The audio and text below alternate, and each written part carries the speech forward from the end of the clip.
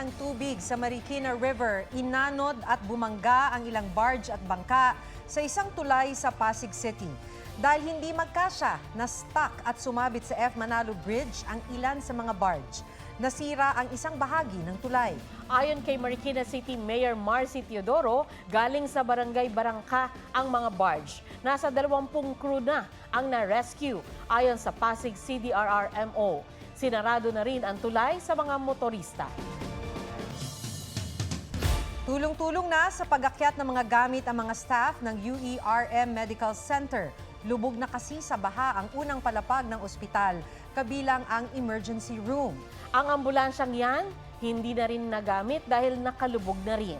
Sa ngayon, nasa second floor muna nananatili ang mga staff ng mga binahang bahagi ng ospital. Dahil sa matinding epekto ng bagyong Karina na pinalakas pa ng habagat, isinailalim na sa state of calamity ang ilang lugar sa bansa, kabilang na ang Metro Manila.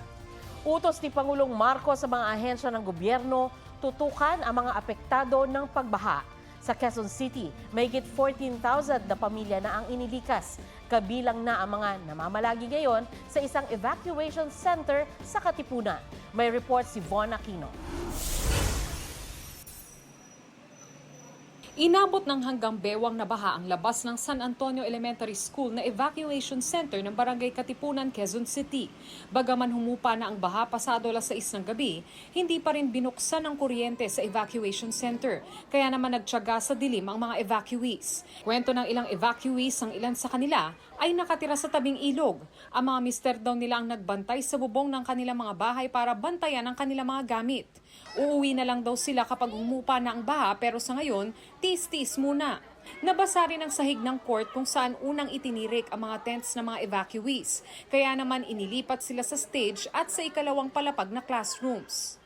Mula rito sa Quezon City, Von Aquino nagbabalita para sa GMA Integrated News. Tumaob ang isang rescue boat habang nagsasagawa ng rescue operations sa Marikina City. Ang sitwasyon doon sa live report ni Bea Pinlac. Bea?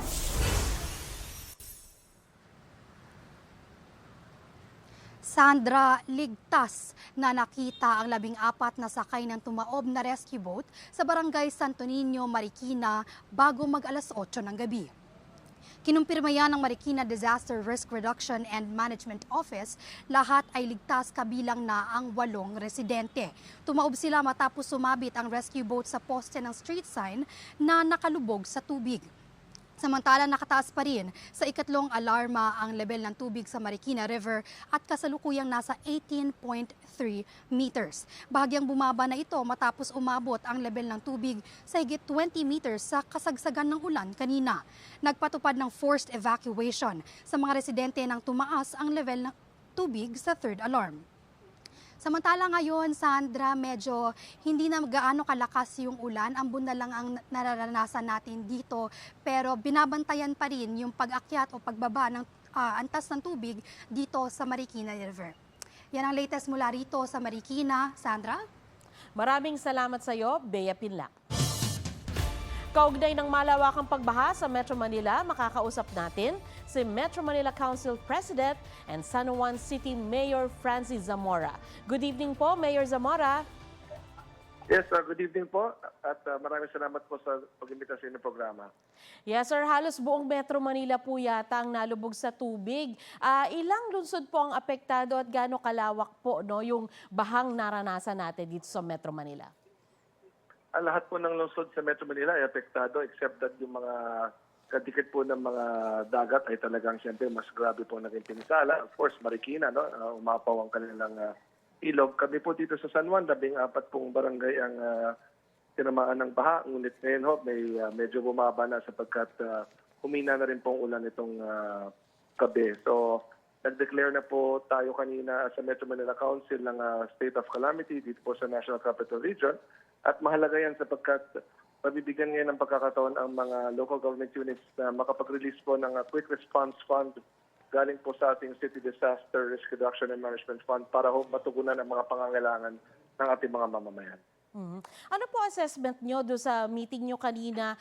Considering na talaga pong naging malakas no, yung mga pag-ulan at malaki po yung volume ng tubig na bumaba no, sa Metro Manila. Pero bakit ganito na lamang po yung epekto? Considering na over the years naman po, since Ondo, nagde-develop po tayo ng mga infrastructure. Ano po kaya ang nangyari? Hindi pa rin ho ba sapat yung mga actions natin?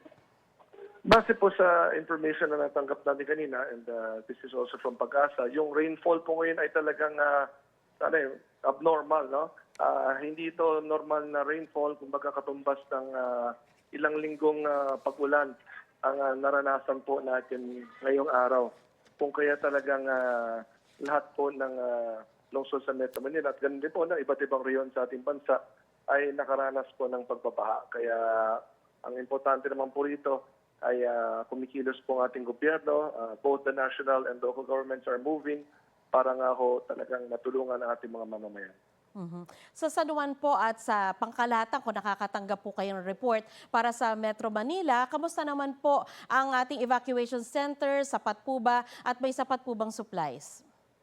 Dito po ako ngayon sa San Juan nag-iikot at we have more than 1,500 evacuees. Meron po kami isang main evacuation center at mga satellite evacuation centers. Mabuti ho, tumigil na pong ulan ngayong gabi kaya mas nakakagalaw na po ang ating mga mamamayan. At ito nga po, nagpapakain po tayo.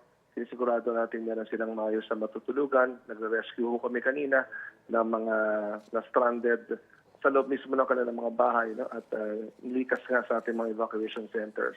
At as early as this morning, talagang sinabihan ko na aking mga mamamayan na dapat umalis na po sila sa kanilang mga tahanan kung sila po ay nakatira sa mga mabababang lugar.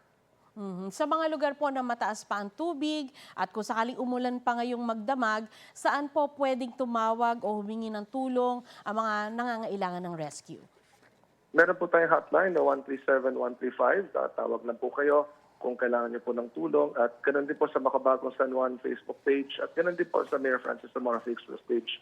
Round the clock po may nagmo-monitor po niyan at lahat po ng humingi ng tulong o rescue ay binabato po natin sa ating command center at operation center para ho sila mapunta ng ating kapulisan pati ng mga bombero at ng ating emergency responders.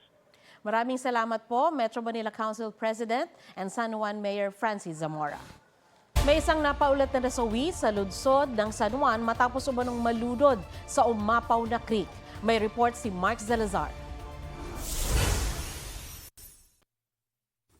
Bandang tanghali naging malawakan na ang rescue operation sa San Juan City nang umabot ang baha sa puntong delikado na kahit sa mga residenteng sanay na sa baha. Sa Barangay San Perfecto, unang inilikas sa mga bata, babae at mga may edad. Ang mga kalalakihan sumusuong sa bahang hanggang leeg para maglikas ng mga gamit. Pero may mga residenteng hindi pa rin daw aalis kahit nasa second floor na ang tubig baha. Hindi pa kayo lilikas sila? Hindi pa po. Pinaghandaan na raw nila ang baha batay sa karanasan sa Ondoy at mga naunang habagat. Ang tubig baha sa San Juan ay nanggagaling sa mas mataas na Quezon City. At makikita ang ragasa mula sa taas pababa sa San Juan. Isa sa pinakabinabantayan ng lokal na pamahalaan ng San Juan ay yung kanilang mga creek na kagaya nito sa Barangay Valencia. Dahil talagang pag ito ang umapaw, napakaraming residente nila ang apektado. Tumaas daw ito kahapon at kaninang umaga, lampas sa maliit na tulay na ito. Isang kapitbahay daw nila ang inabutan ng flash flood sa creek kahapon at umano'y nasawi. Nasira kasi yung sabakal dyan, doon siya tumagos. Hindi pa kinukumpirma ng San Juan CDRRMO ang insidente.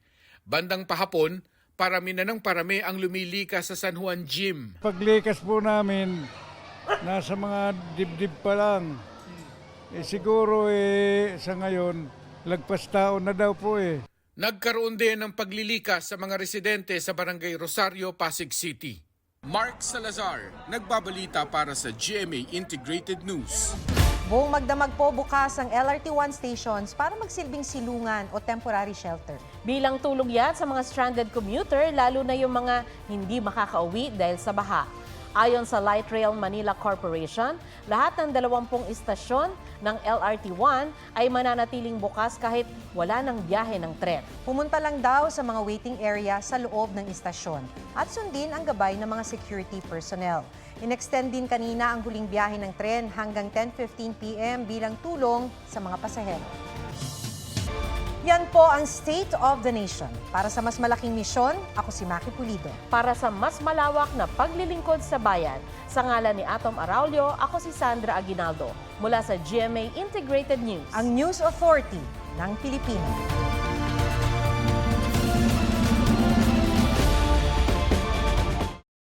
Huwag magpahuli sa mga balitang dapat ninyong malaman.